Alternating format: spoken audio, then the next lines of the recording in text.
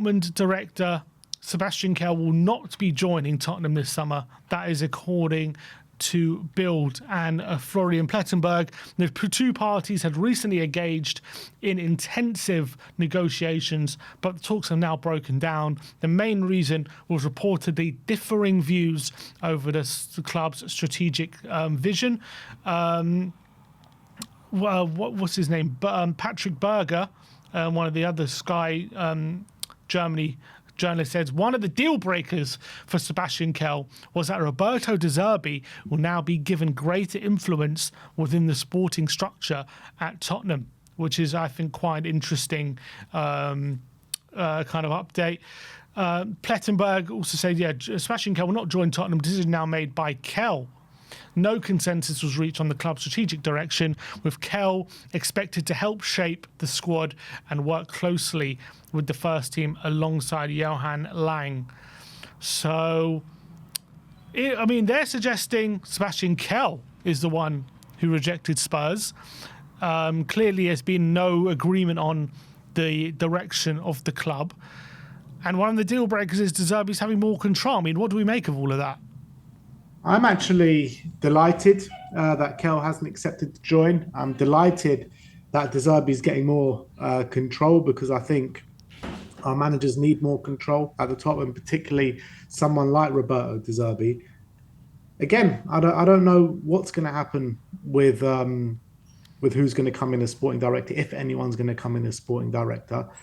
But what was suggested when De Zerbi came in is that he was going to get a lot of power, and that he was going to decide help decide who the sporting director is. But I think it's a breath of fresh air that a manager is going to have a bit more power than they've ever had at Tottenham before, particularly when we've been finished 17th twice in a row. We need a big rebuild. We have to go in the vision of Roberto De Zerbi and move forward. So is he going to now be a manager instead of a head coach? Is it too early to give him this kind of power? Because usually managers are there for like a year or two, they earn their stripes, and then you kind of upgrade them. He's done a great job so far, but the reality is it's only been 7 games. Is it a bit too early to give him this amount of power? I'm not too sure. I don't mind it, to be honest, because I think, we want to keep him happy. We want him to keep us happy.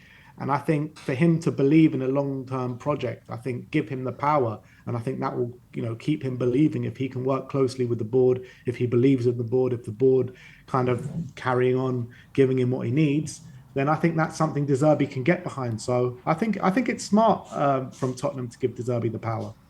Do you believe that Kehl was the one who rejected us, or that we rejected him?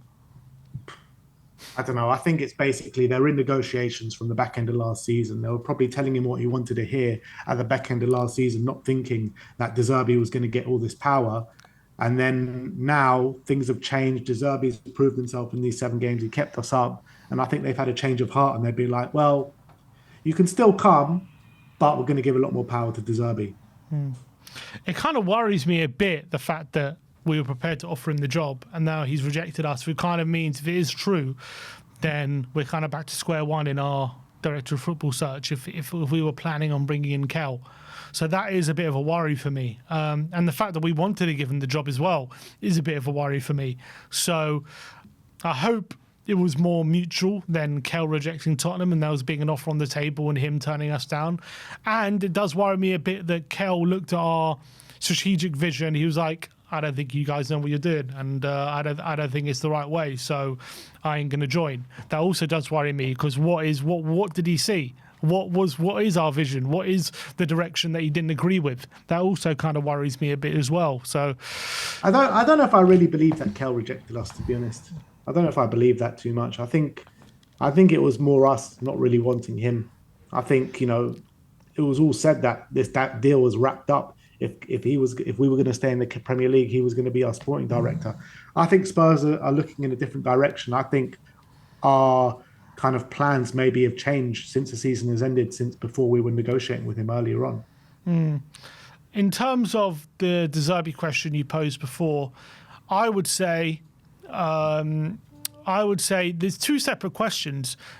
because the two questions are: is it the right decision to give De Zerbi power? And the other question is it too early to give him that power? I think the question is it too early is undoubtedly yes, it is, but it doesn't mean it's wrong. I think most managers should earn it, and I think if we give him this power at this point, we are definitely at risk of jumping the gun at like really putting all our eggs in the De Zerbi basket when it could all blow up in our face very quickly if it goes wrong. But on the flip side, it doesn't necessarily mean it's the wrong decision, because I do think the players that De Zerbi's going to want are players that should be able to play under the managers that we should be hiring going forward. So he's going to want higher technical quality. He's going to want players with winning mentality. He's going to want players who can be adaptable and function in different systems.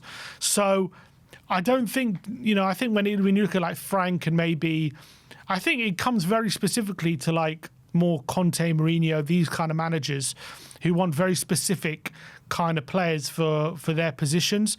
I think when you give them too much power and then they end up getting sacked, you're left with a lot of problems. I think when it's different for like managers like Poch or Ange and De Zerbi, they should want players that you want for the long term anyway. They should want players that should work theoretically under different managers.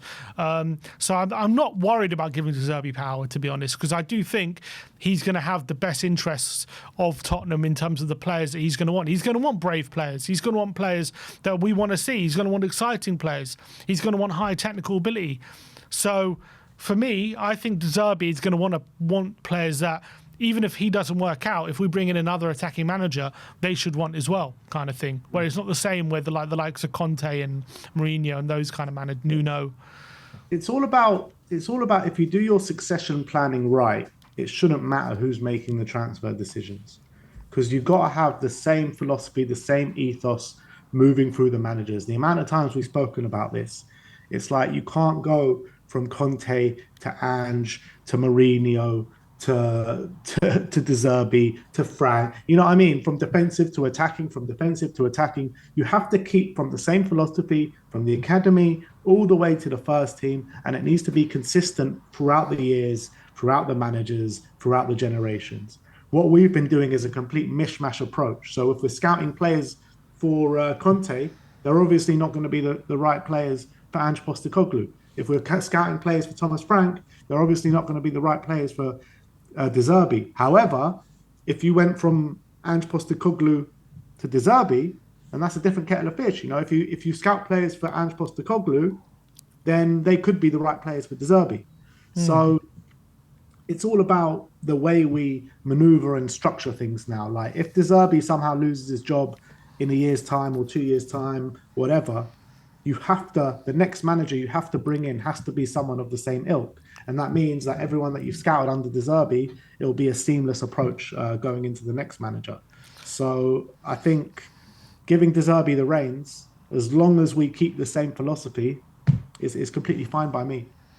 Another element of the update is De Zerbi will have a big say on who the new Tottenham sporting director will be, which is, I think it's... Again, I've got a bit more conflicting feelings, because you've got someone. If De Zerbi is going to have a big say who the sporting director is, are they going to be tied to De Zerbi? If De Zerbi doesn't work out, is the sporting director also going to not work out? That's something we got to decide. So I don't mind him having an input, but I don't think he should be deciding who the sporting director is, or it shouldn't be like his mate or something like that. I think we all thought that as well with Paratici and Conte. We thought as soon as Conte is going to leave, Paratici is going to leave because they're mates. But Paratici stayed on, didn't he? Well, Paratici came first. I know Paratici came first, but he hired Conte, and everyone was saying, "Oh, they're mates. This was always going to happen." And Paratici made the Conte deal happen, and we thought, they're tied to each other. And there was a lot of suggestions when Conte left. Well, is Paratici going to leave now as well? But he obviously didn't. Yeah, but it's a bit different. Conte didn't pick Fabio. Fabio picked Conte. Paratici came, was the one who selected Conte to be the manager of Tottenham, in terms of he was looking after Tottenham's bigger project. He wasn't Conte, he was Tottenham. Whereas if De Zerbi picks a sporting director, I'm just worried, is he coming to work with De Zerbi, or is he coming to be sporting director for Tottenham? Do you know what I mean? So think, that's a worry. to be honest, I don't worry about that too much because I hope that De Zerbi is going to be here for a long time, and the Yeah. future can sort itself out in the future. Right now, what I want is a sporting director and a manager that can work well together, that share the same visions, that don't butt heads with each other, and that can take Tottenham past this horrible phase and move us into the future, move us up the table, and get us back into European football. I don't really care what happens 3, 4 years down the line if De Zerbi leaves and what happens with the sporting director. Right now, I'm so focused on what we do now and how we move forward. So if these two guys can work with each other and work with each other well, then I'm delighted for that. Look, as long as it's a healthy relationship and it's for the long-term benefit of Tottenham, I don't mind. I'm just saying, I wouldn't want someone who's too closely potentially tied to De Zerbi. And I mean, I wouldn't mind if it's good for the long term. I'm just saying you're running the risk of you get someone in, then De Zerbi has a falling out of the club, and then the sporting director feels like he has to leave because he was De Zerbi's guy rather than he's a Tottenham sporting director. That's what I'm worried about. So you just got to be careful of that. But I don't mind him having a big input and him saying, yeah, look, I know I have a working relationship with this person, or I know this, I really appreciate this guy's work, or him having input on who he really believes could head our sporting project. I've got no problem, but I'm just saying I don't know if he should be selecting or appointing someone himself. That's what I'm saying. But yeah. De Zerbi did praise Johan Langer at the end of the season. There you go. If he selected Lang, what are you saying then? Get them all out. Get them all out. All right. So is it in terms of so are we back to square one at this point? Kehl rejected us. We haven't talked about obviously the protracted search. Kehl's now off the table for sure. We heard Dougie Freeman doesn't want to really leave Saudi. There's other mentions of Paul Winstanley.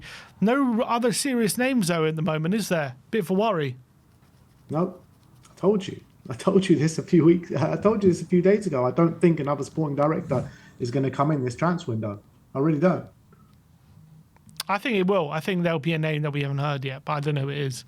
But I think we're going to bring someone. It's just a worry that it's taken this long. This is something that should have been dealt with for a while ago. That's the truth. As I've said, we've had since January when Fabio announced he's leaving to get this sorted. So the fact that we're now in June, I don't care that it's only 10 days or whatever, or now is 2 weeks since the season ended. I mean, yeah. I don't really care that it's that short a time because it's not that's not the time you should be looking at. It's since Fabio was announced that he's leaving. That's the time you should be looking at, because we should be searching since then, not just since the season ended. So the fact that nothing's happened, or nothing's been announced still, just smacks of a lack of proactivity from this board. And it just tells me something, the fact they haven't appointed someone yet. I don't think it says to me yet that they're not going to get anyone or anything like that, but it tells me something. It just tells me how proactive have they been? How sure are they of who they want? Do they know what they want?